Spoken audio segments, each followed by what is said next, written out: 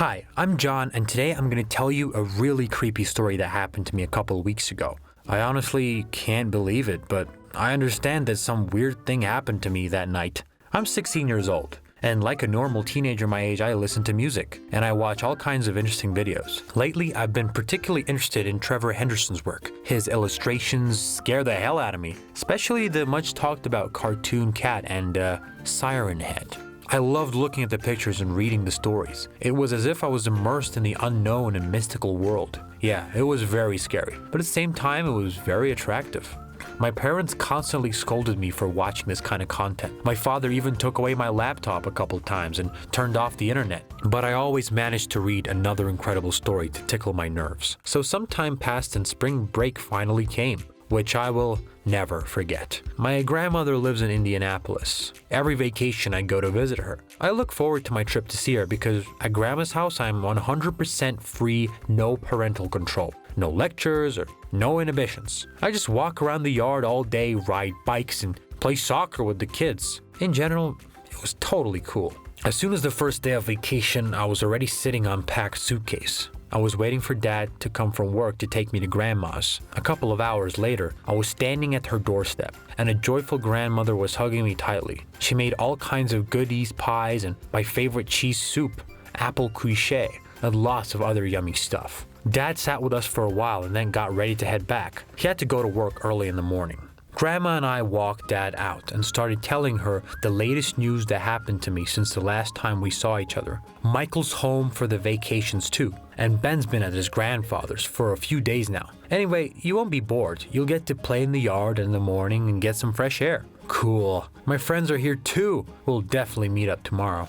The next morning, I hastily got dressed and ran to call my friends. We hadn't seen each other for almost 4 months and we had so much news to tell each other. A few hours passed while chatting. We were eating chips and drinking soda as suddenly Michael suggested we go to one of the city parks. We immediately agreed and got our bikes and headed to the park. Already at the entrance gate, I noticed the raindrops falling on the ground. It was unlikely to rain heavily. I suggested that the guys wait out the weather and stand somewhere under the roof.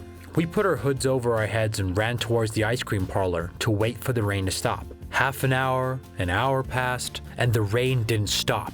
Unfortunately, my predictions were wrong, and the rain was going to continue throughout the night. We decided to wait inside the cafe. It was getting dark outside, and Ben started calling every cab service he knew, but it was like they were in cahoots and would not answer the phone. We realized that we had no choice but to walk home in the rain.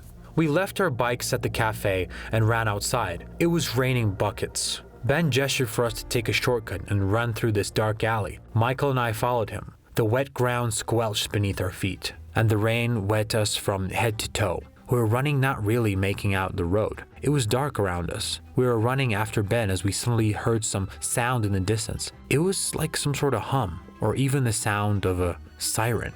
Weird. Where did that sound come from? We stopped for a moment to catch our breath. The sounds grew closer and louder. The sound sent shivers down my spine. They were scary, especially when it was dark, raining, and you were standing in the middle of the park not knowing where to go. Yes, Ben was confused. And now we didn't know where to go, and the sounds kept getting closer, and they sounded a lot like the sound of Siren Head. It can't be. It's a made-up character. Michael looked frightened into the thick of the park and suggested that we hide somewhere, and he was afraid of whoever was making those sounds. We hid under a tree, and immediately we saw some creepy monster, long with an incomprehensible structure instead of a head. The beast was walking along, making loud siren sounds, and then I realized it was the siren-headed one. A shudder enveloped my body. I began to shake in fear and gestured to the guys to be quiet. I saw the same fear in their eyes. We lowered our heads even more and could hardly breathe, afraid to make a sound. The siren-headed man looked around as if sniffing for prey. Those seconds lasted forever. Please, go away, go away. The siren head slowly walked past and was about to disappear into the darkness when suddenly Michael sneezed. No! He sneezed so loudly and the siren sounded even louder, and then the siren head turned into our direction. His huge feet stepped on the wet ground and there was terrifying crunch of a fallen branch. No! My boys and I scattered around, not seeing anything around us. I could hear the creepy monster chasing us. I could feel its heavy breathing. I was scared to turn around. I just ran with my eyes closed and prayed I had the strength to get away. John! Ben! Help! I heard Michael screaming desperately from upstairs. I was looked up and horrified to see the monster grab my friend's leg and swing him around like a doll. Michael screamed, trying to get out, twitching his legs, punching his arms, but this only made the Siren Head angrier. I was afraid to move, but seeing that my friend was in trouble, I ran in the direction. I didn't know what to do, so I took the first branch I could find, which was lying at my feet, and began to wave at it in front of the monster, trying to attract attention. And I succeeded.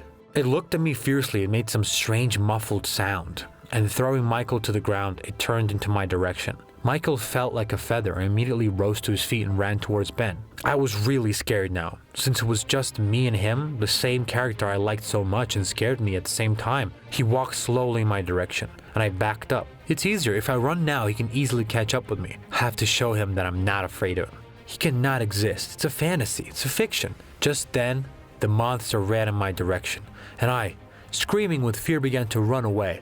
There was no point calling for help. There was no one around. Michael and Ben were probably already far away. No one could help me. No one. Suddenly, I stumbled and fell to the ground as hard as I could. It was like a scary movie. I got up and just covered my face with my hands and felt myself being quietly lifted up. No! No! I could hardly open my eyes and looked around. I couldn't get up. I felt like my neck was broken. I couldn't turn, and my whole body hurt like hell. John! John! Grandson! Grandma! I tried to call her for help, but all I could do was mumble something. I couldn't understand. I was panicked, couldn't say a word. I saw the frightened grandmother and several policemen running toward me. They're all saying something, trying to lift me up. I saw the frightened faces and tears of the grandmother. What had happened to me? Why was everyone so scared? The cops questioned me about my friends, but I had no idea where Michael and Ben had gone. The ambulance came, they put me on a stretcher, and I spent weeks in the hospital. I had multiple fractures from falling from a height, wounds and bruises all over my body. But the weird thing was, when it came to asking about the very day of meeting Siren Head, I couldn't say a word. It was like I went numb for a while. My tongue was slurring, words were flying out of my head, and I was just making incomprehensible noises. Michael and Ben were nowhere to be found.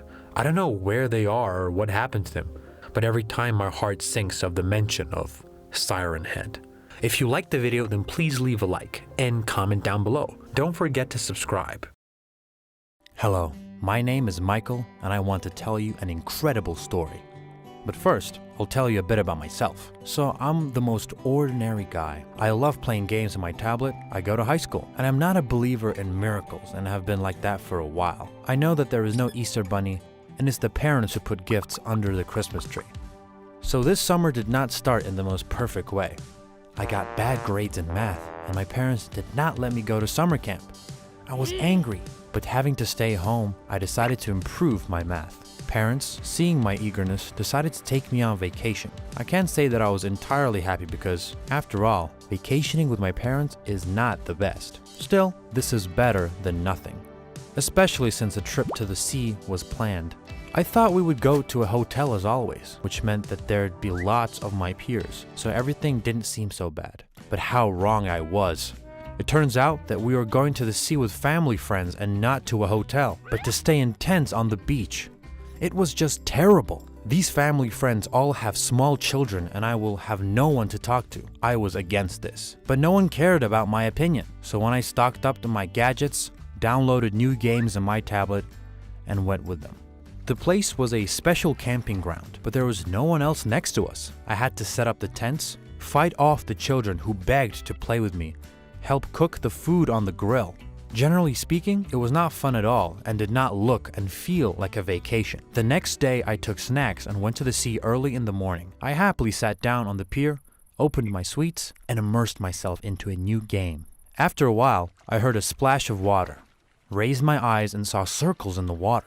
But it was quiet. I thought it might be a fish of some sort. As soon as I continued to play, I heard the splashing again, but a little further away. I began to observe the water. It was quiet and there was no one around. Suddenly, I saw a tail of a large fish. I decided that my eyes and my brain just fooled me. I rubbed my eyes, but suddenly the tail appeared again. I dropped my tablet and ran to the beach to get a closer look. When I reached the beach, the sea went calm again. I returned to the pier. What I saw there shocked me. There was not a single sweet left, and the tablet had the words "Thank you" written on it. I didn't understand what happened. The tail of a big fish? Writings on the tablet. There were no wet footprints and no one passed me on the way here. The message on the tablet meant that someone had both 2 hands and a tail. And this meant that there were no legs? No. It can't be true. Only a mermaid can do that, but they don't exist. I bent down on the edge and looked under the pier. A very beautiful girl was looking at me. She had blue eyes, long wavy red hair, and a purple bikini shells. She had blue eyes, long wavy red hair, and purple bikini shells. Ariel? I asked her. She laughed and dived under the water. Only her green tail flashed on the surface. I was looking at the water for a long time, but she never showed up, so this is definitely not a person. This is a mermaid. I grabbed my tablet and ran to the camping grounds to my parents. Everyone was already having breakfast, and an unfamiliar man was sitting at the table. He was a ranger who came to tell us about the rules of our stay. I began to ask him if there was anything unusual in these places. He replied that the sea was alive, which meant anything could happen. He winked at me and left. I was not myself. I quickly helped clean up and ran to the pier again.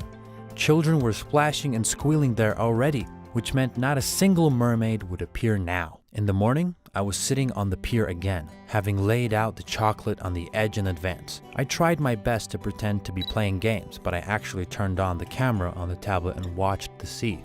Suddenly, there was another splash. I turned sharply at the sound. Then, there was a sound again, on the other side, and then a splash and circles on the surface of the water. Maybe there's a whole flock of them. I turned my head left and right when I heard laughter, and she surfaced right next to me, and she was very pretty. I froze, then began to gently move the chocolate closer to her. She laughed and dived under the water. I dived after her without hesitation. I could hardly see underwater, but it was hard not to notice her tail. She swam very fast. I did not have enough strength, and I wanted to catch her. After all, catching a real mermaid is the coolest adventure ever. Suddenly, I started having cramps in my leg. I could not move. The water began to enter my lungs. I tried to swim to the surface, but my body was too tired and I began to sink deeper. I woke up on the pier. The sun blinded my eyes. My throat hurt, but it all didn't matter because a mermaid was sitting next to me, smiling. I grabbed her hand and asked her not to swim away again. She laughed and took off her tail. Her actual tail, you know? She took it off and there were legs. I must have lost my mind, or maybe I drowned after all. It was scary and tiresome to even think further, so I just closed my eyes. "Do you feel bad?" she asked and started checking my pulse. "You stay here and I will go look for help." She wanted to leave, but I didn't let her. I had to understand what was going on. Everything turned out to be very simple. She really was called Ariel. She did synchronized swimming and was on her vacation with her parents. She was constantly training and even took a suit with her. She was bored too. And when she saw me, she decided to get to know me in such an unusual way, although she did not expect me to start drowning. Now we spend every day together. We had a lot of fun together and I became a much better swimmer. I am so sad now that the vacation will last only a month. Have you met magical or unusual creatures? Or maybe you personally know someone who is like that? Write us in the comments and don't forget to subscribe to the channel.